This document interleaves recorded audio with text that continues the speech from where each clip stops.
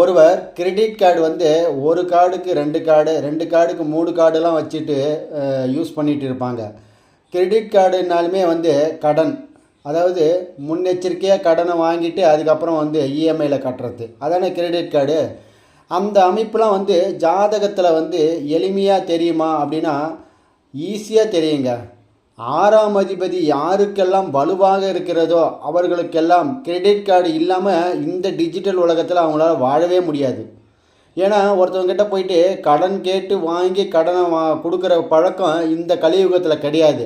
ஆனால் digital மூலியத்தில் credit card மூலியத்தில் பணத்தை வாங்கி கொண்டு இஎம்ஐயில் கட்டக்கூடிய காலமாக உருவாகிவிட்டது.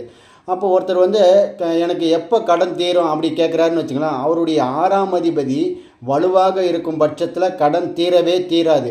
அதே 6ஆம் அதிபதி வலுவிழந்து இருக்கும் பட்சத்தில் கடன் இருக்கவே இருக்காது அப்படின்றத வந்து தெள்ள தெளிவாக சொல்லும் சுகர் நாடி.